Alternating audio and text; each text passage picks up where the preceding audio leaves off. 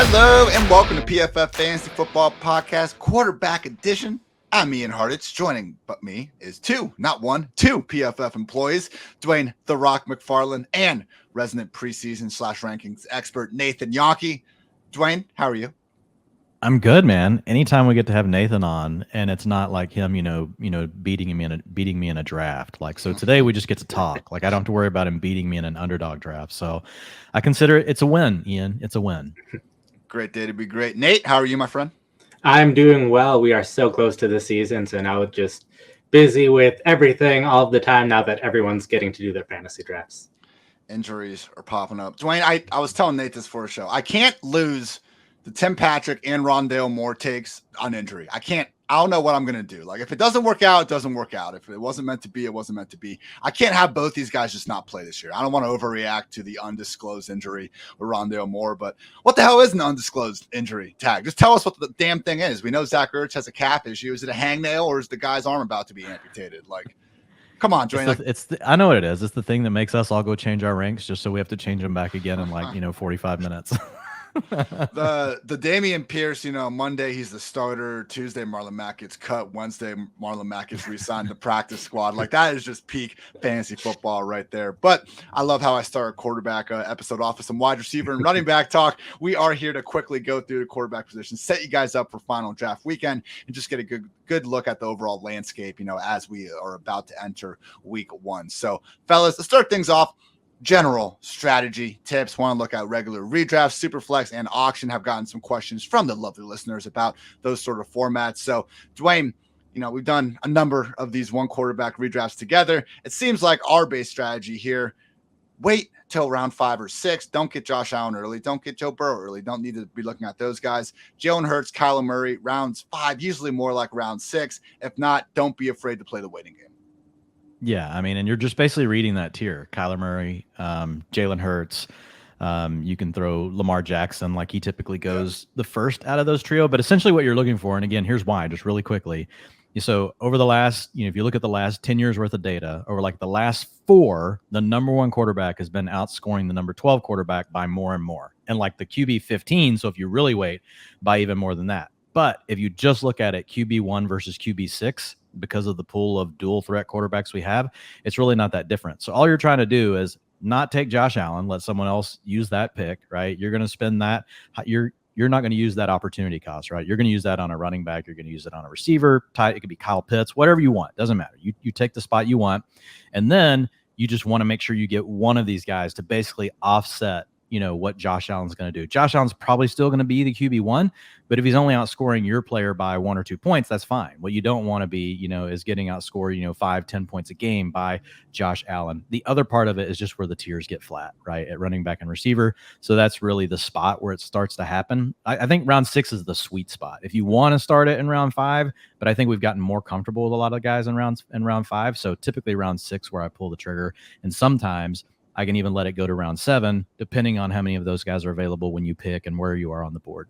It does seem like more and more we get one of those guys to fall down to round 6, and it's just not being too picky about it. Nathan, I'm looking at your ranks on PFF.com, also on the new Pro Football Focus app. Sign up for a free week of PFF Plus today, and all 3 of us, and I think a lot of people in the industry, have the same top 6 quarterbacks. In some order, it's Josh Allen, Lamar Jackson, Patrick Mahomes, Justin Herbert, Jalen Hurts, and Kyler Murray. Nathan, do you consider this maybe not one complete tier, but man, it's tough to look at guys like Hurts and Kyler going around 6. Like, why take a Mahomes or Lamar if you don't have to in round 4 when we have those guys for us right there in round 6? Yeah, I completely agree with you guys on this stuff. I would wait. I'm okay with taking Lamar Jackson in round 5. I am really high on him this year now that he is healthy. A lot of that offense is healthy. They've added some key pieces to that offense. So I am happy to get Lamar Jackson since he is my quarterback too. Happy he's there in round 5, but also perfectly happy to get Hurts or Murray in round 6. Again, do not need to panic if you don't get those guys. Like, that's what we just try to stress the most. I mean, if you don't get your quarterback in round 6, your next thought shouldn't be, man, I missed round 6. Now I better get the next best guy in round 7.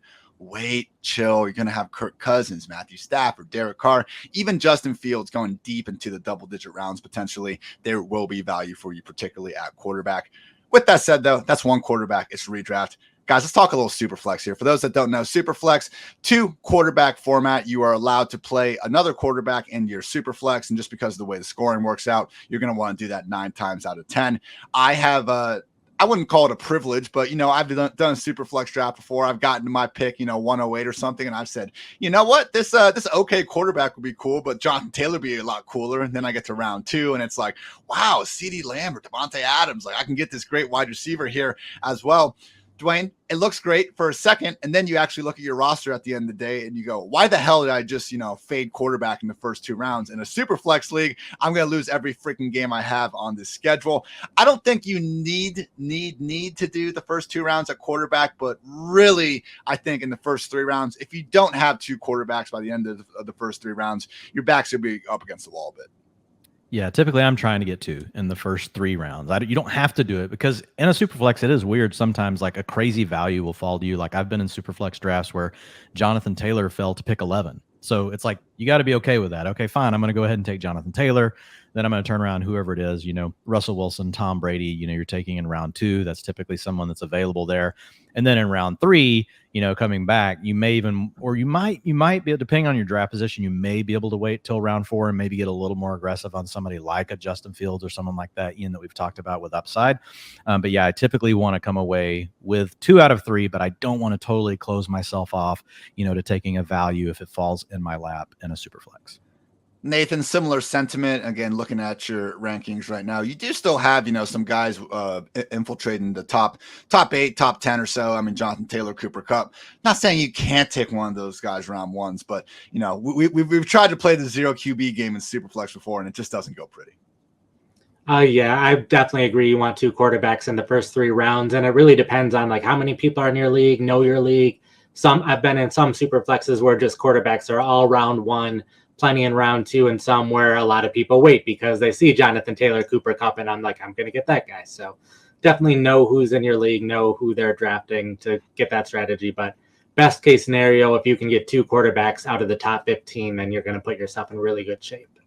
Auction format, always a good time. I missed my auction draft this year. I actually had to get Dwain himself to fill in for me. Freaking one of my best friends had to selfishly get married the Friday before the expo, so couldn't quite get there. Had to set the priorities. I was trying to recruit Nate to come do it with me. He wasn't feeling so well, yeah. But it was gonna be me and Nate teaming up on that one. So I hated that we didn't get to hang out and do that.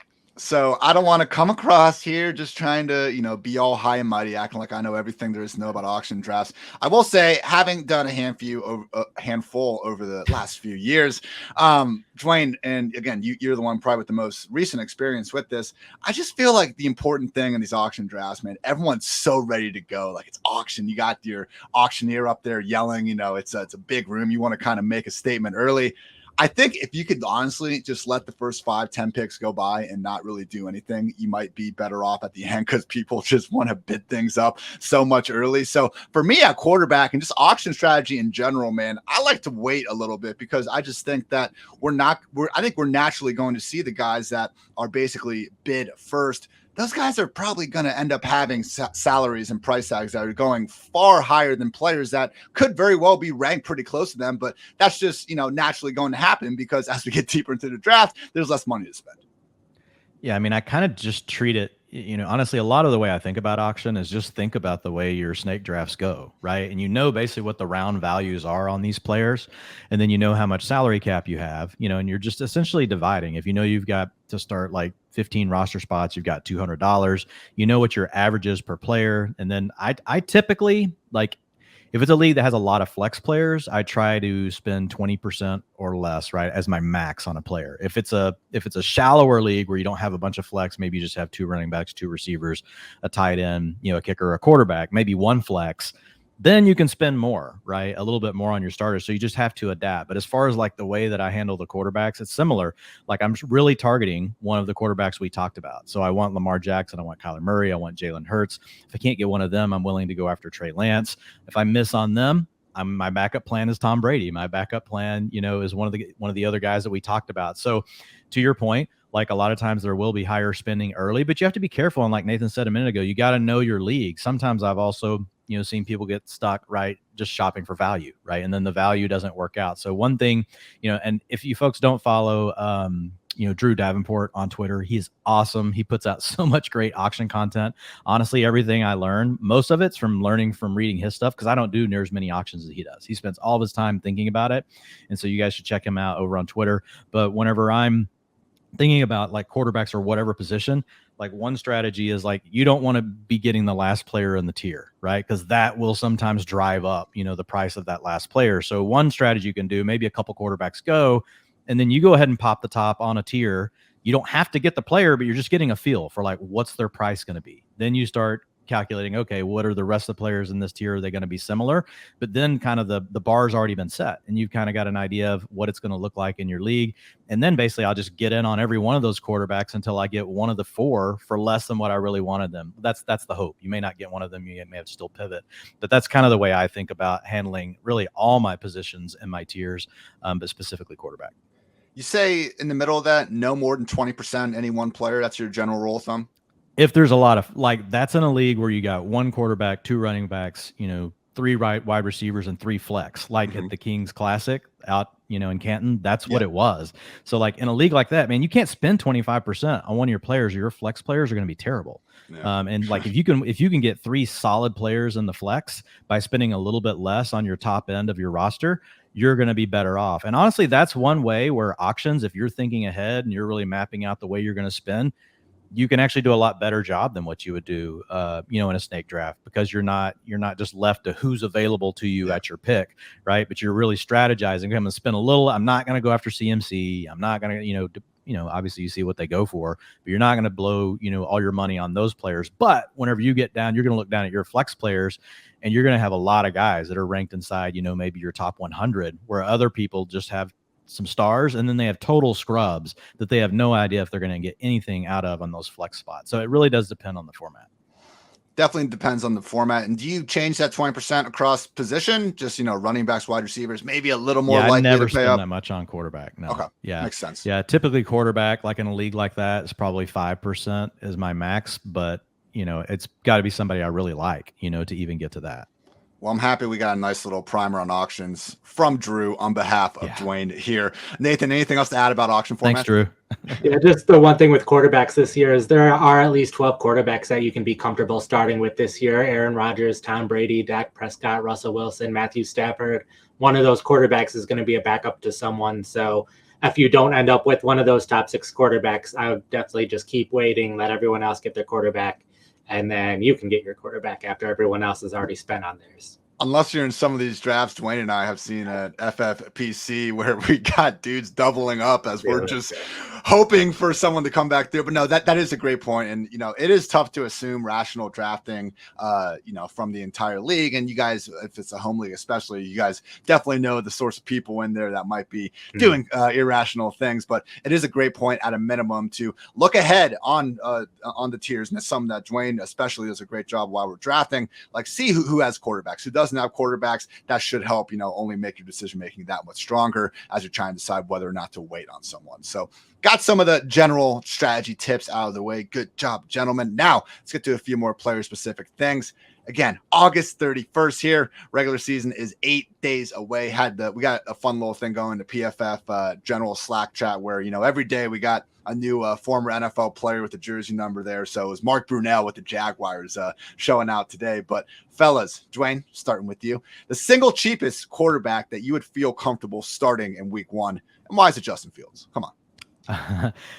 Justin Fields, I don't feel as comfortable. I think he's the main upside guy for me if you miss. But the latest quarterback I would feel comfortable starting, and I just know they have a good floor, is Kirk Cousins. Right now, if you look over at Fantasy Pros, he's going ADP 15 in pretty much home leagues. That's looking at ESPN, Fantrax, Sleeper. That's what I've got this one sorted to. So Kirk Cousins at 15. You got Derek Carr at 14. Those guys are like where I put the cutoff to the tier. And then to your point, Ian, I do have one mini tier below that with only one name in it, and it's Justin Fields. So it depends on what you're trying to do.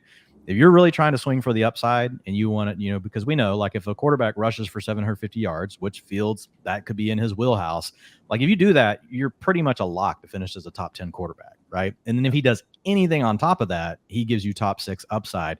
You're probably not getting that with Kirk Cousins, but the way I look at Kirk Cousins and Derek Carr it's basically an arbitrage play on what people are getting with Joe Burrow and Tom Brady, right? These are traditional drop back passers. They're in really good offenses.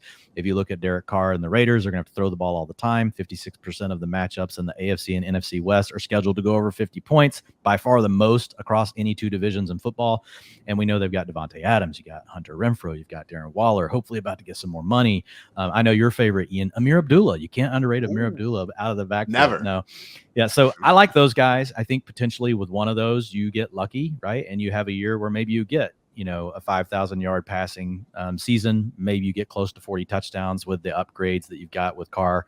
And then Cousins, obviously, with the new offensive coordinator, maybe they open things up a little bit.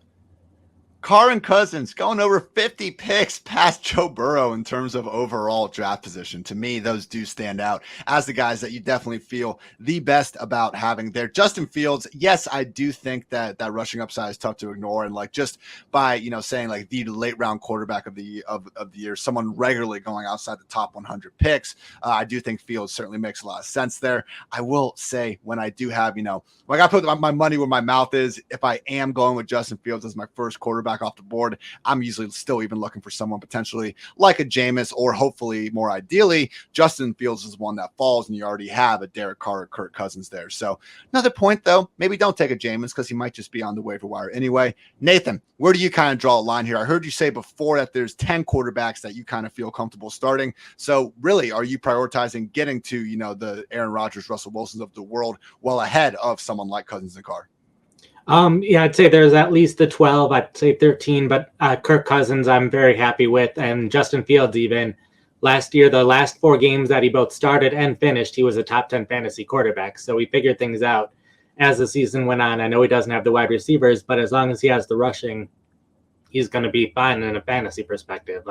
If you look at quarterbacks on the graph with their passing and rushing production last year, he looks closer to Lamar Jackson and Jalen Hurts than he does the rest of the quarterbacks, because he does have that rushing and a little bit of the lack of passing. But hopefully with the new offense, he'll pick that up as the season goes on.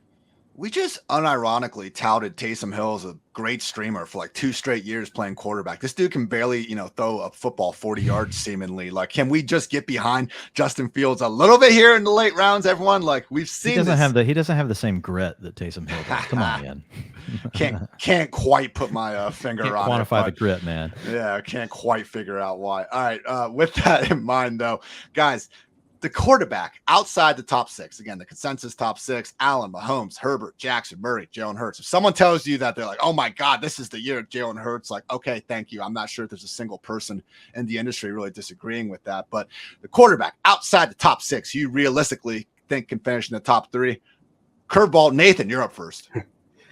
Trey Lance is the easy one there for me, just because he has that rushing upside. He ran so much when he was a starter. In the one game was the top 10 quarterback. The other game, we talk all about these rushing quarterbacks, but Lance has so much talent around him at wide receiver, at tight end, that I think he can take advantage of it. He likes making the big plays. He throws deep so much more than Jimmy G ever did in San Francisco. So yeah, he might not be the most accurate or make the best decisions all the time, but I don't think that's going to matter too much from a fantasy football perspective. So definitely him, but guys like Brady and Rodgers have been top 3 plenty in their career, so they could easily do it again.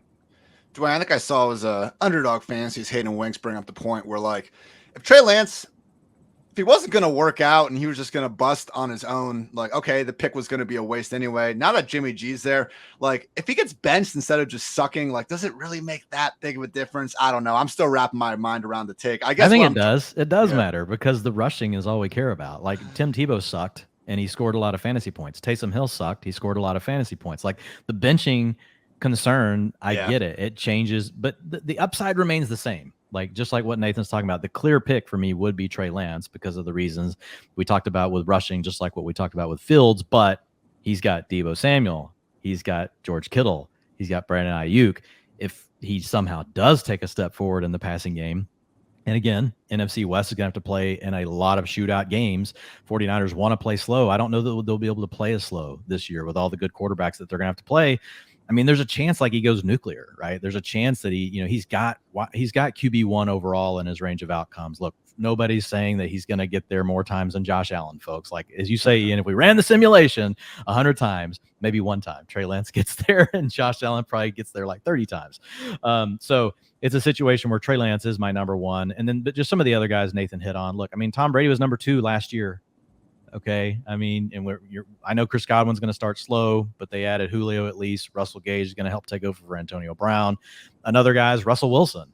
Russ is not a complete zero, on the ground. I know last year he didn't do a lot, but if you look even the year before, I believe it was just the year before where he was actually over 500 yards rushing. So that's not a complete zero. And then he's in a better offense. And so it's just a situation. Well, sorry, it was he had 411. Nope, sorry. Anyway, my bad. He had 500. Trust me, guys. Yeah, 5'11". My bad. I knew I had it. Like, but sometimes when you haven't talked about it in a while, he had 186 last year, but 5'11", on the ground. And in 2020, when he played a full season, now you have Cortland Sutton, you've got Jerry Jeudy, you've got KJ Hamler. Looks like he's going to be healthy. Maybe the shadow of Albert O is going to play. I don't know. Like, we're going to see. He's going to at least have a chance. But I mean, and again, it's in the division where they're going to have to throw the ball a lot to win games. I know. They want to run the ball more. They want to use their defense, and they want to, really win through passing efficiency. But there's just a chance they have to throw the ball more than what they're really expecting as well because of the schedule. So I think Brady, Russ Wilson, those are easy ones. I feel like sometimes we're just telling people what they already know with these dual threat quarterbacks. But then I look at some of the ADPs we've seen from these young dual threat quarterbacks over the years that have gone on to borderline break fantasy. And you know what? I don't mind repeating myself. In 2018, Mahomes was the QB 15 in ADP before that season. Lamar, QB 11 in 2019. Josh Allen, QB 11, 2021. Jalen Hurts, QB 12. I'm ready to add 2022 Trey Lance, QB 13 ADP to that list. Hey, with Jimmy G back there, if that's going to keep the ADP down, sign me up, please. Hey, where do you guys have Lance? Where do you guys have Lance? Did you move him at all? I didn't move him. Nope. QB 7. I have 7. Ian 7. Where are you at, Nathan? I have him 8 under Joe Burrow. Oh wow, that's such a disappointment. I know. I'm sorry. I'm not drafting Joe Burrow and I feel like you're probably if there's a Lance truther, it's probably you. He's still going to get plenty of Lance below us. Come on. I have to give him a hard time. He's never on here with us, Ian. Oh my! All right, top 12 quarterback who you don't find yourself drafting, Nate. I think you just said it. Joe Burrow. Come on. Oh yeah, Joe Burrow. I'll also say Dak Prescott's one that with the everything about the offense is taking a step in the wrong direction this year. They lost one of their wide receivers. The running backs are getting older. They've lost 2 of their 4 best offensive linemen.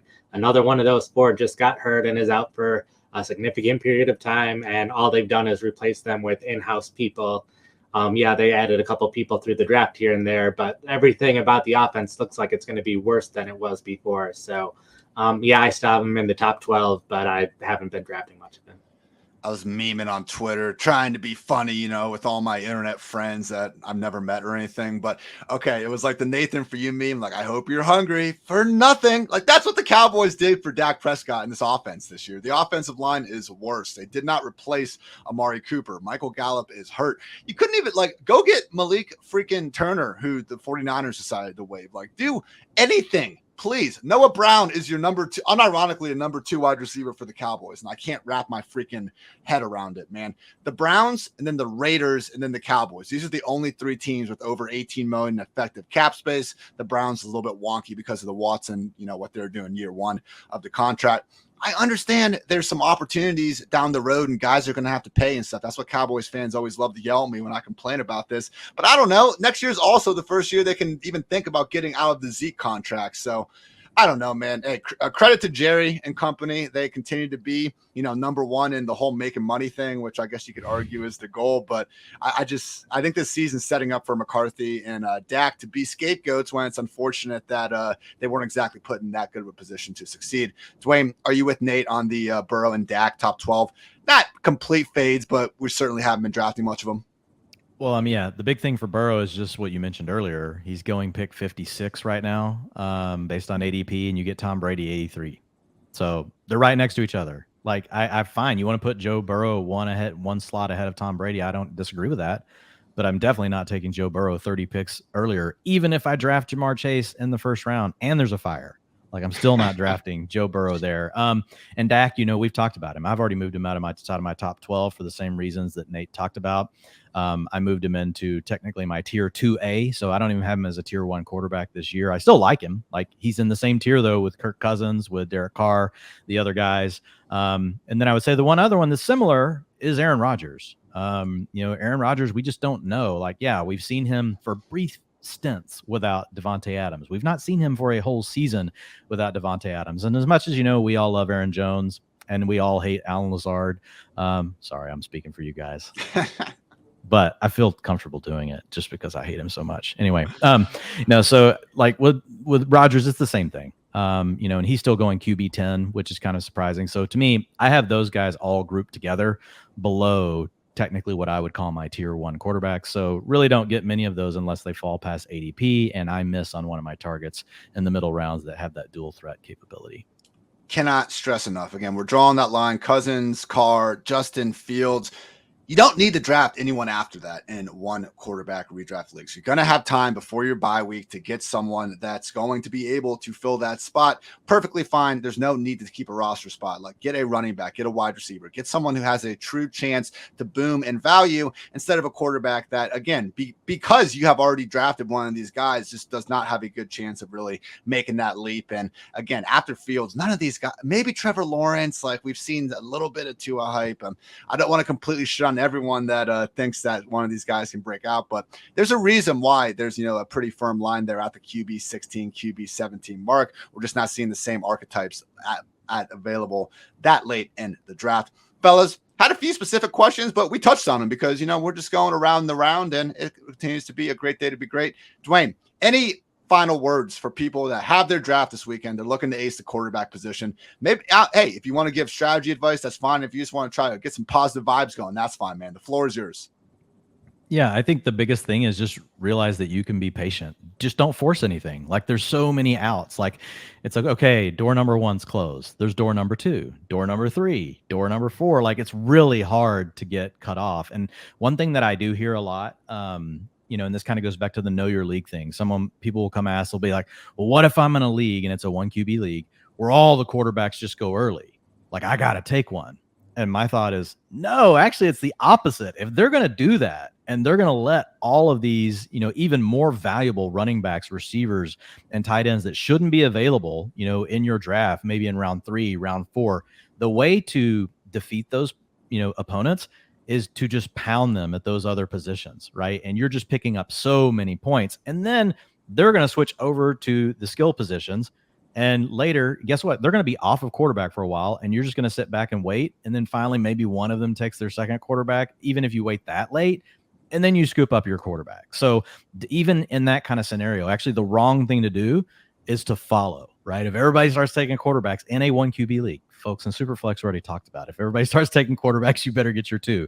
But in a single QB league, it's just, a situation where I love it when I see that happening. I want to sit back and wait and just be patient and scoop up all the value at the other positions.